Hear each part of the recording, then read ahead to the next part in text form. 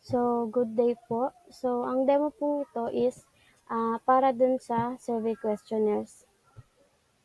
So, para sa una, sa admin task, meron kami ditong job posting and applicant tracking under ni statement 1.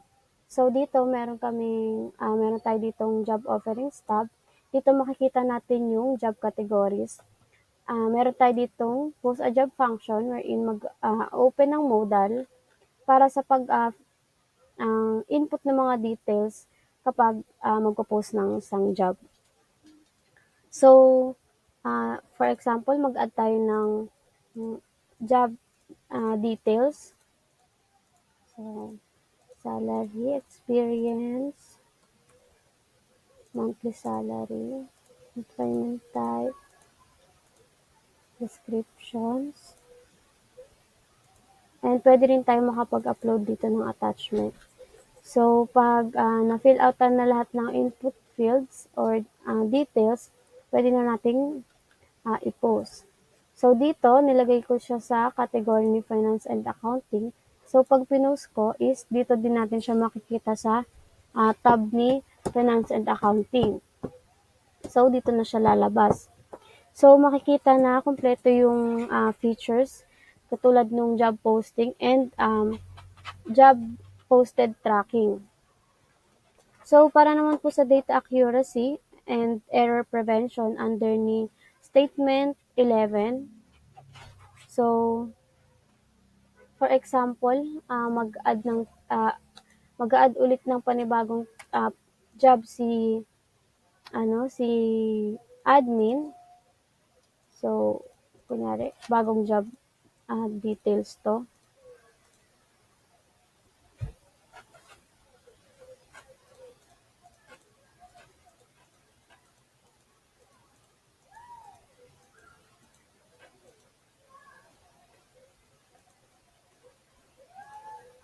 Ayan.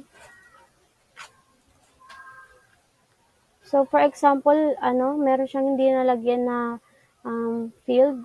Pag pinost niya is magkakaroon ng built-in navigation or trigger system validation message para maiwasan yung magkaroon ng incorrect tsaka blanco na field. So, pag nilagyan niya na and pinost, makikita na siya sa dun sa category na pinag-postan natin. Yan. So, para naman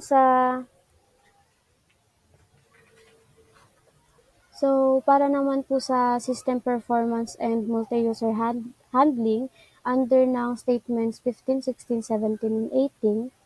So, meron tayo ditong speed and responsiveness. So, once na mag-change tayo ng mga tab, mabilis lumalabas yung mga data and contents. So, para naman po sa multi-user access, meron tayo ditong access para kay employee, admin, and applicants. So, ito yung para kay employee. Ito. Kay admin, tapos ito yung kay employee. So, para naman sa security and data accuracy, under ng statements 19, 20, and 21.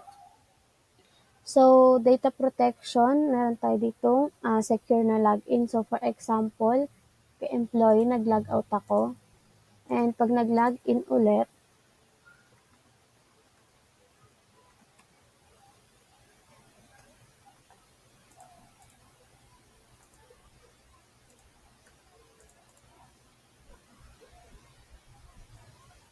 yan. So, magkakaroon ng OTP code na masasend sa assigned email ni employee. So, pag pumunta tayo sa email,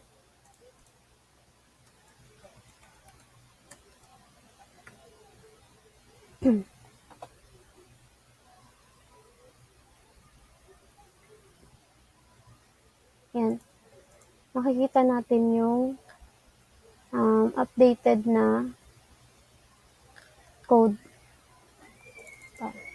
na sinend sa email ni employee para yun yung gagamitin niya na ah, 6-digit code para login siya. So, ayan. So, para naman po sa system maintainability and updates, um, under ni under ng statements 22, 23, 24, and 25. So, kagaya kanina sa job offerings, yung kapag merong kulang na field, yan, magkakaroon ng error message. So, quick updates for HR needs. So, dito, halimbawa, gustong i-update ni admin yung description ni um, job. So, pag in-update niya, automatic mag-update na dito yung binago niya. So, next proceed naman tayo sa employee task. So, meron tayo ditong training list and enrollment. So, dito makikita ni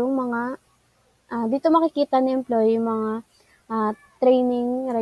available na training. So, para mag-appear yung mga training programs kay employee, so, babalik tayo kay admin. Under ng training programs tab, meron ditong add training na function. So, halimbawa, mag-add tayo ng isang training.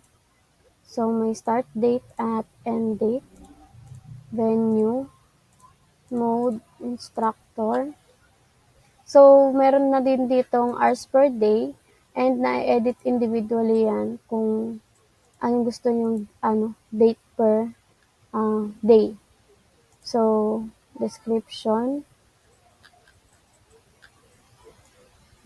Pwede tayo mag-add ng training description, ng photo, ng participants. And yung total hours is automatically makakalculate na siya base dito. So, registration link. So, pag nag-post, lalabas na siya dito sa training programs tab ni admin, and at the same time mag-a-appear na siya sa training registration tab ni employee. So, dito pwedeng mag-register si employee sa training. So, pag nag-register siya, may confirmation. So, once na ma-confirm, masasabit niya na yung kanyang registration. So, madaling mag-register sa lahat ng mga available na training courses. So, para po sa admin and staff task under ng statements 2 and 3, dito, kagaya nung dinemo ko kanina na nakakapag-add ng training, so, madaling nakakapag-add ng training program si admin, and mabuview na ni employee yung training program na inad ni admin. So, accurate yung mga modules para sa HR and admins tsaka user. So, para naman po sa system performance and speed for employees, so, ganun din, kapag nagpapalit ng tab, mabilis din naglo-load yung content or pinakalaman ng bawat tab. So, para naman po sa general system usability, ni both admin and employee, meron po tayo ditong user interface consistency na under ni statement 13. So, ayun yung layout. Magkakapareho po siya. Mga button, visible po yung mga header, mga labels. So, mas madali po siyang maintindihan. So, kada tab, makikita para saan siya. So, halimbawa si training registration tab. So, dito nakalagay na ito yung para sa pagre-register ng mga training programs na available. So, para sa cross-device accessibility, responsive na po siya. For example, is inopen natin siya sa other device. Yan. Yan po, responsive na siya.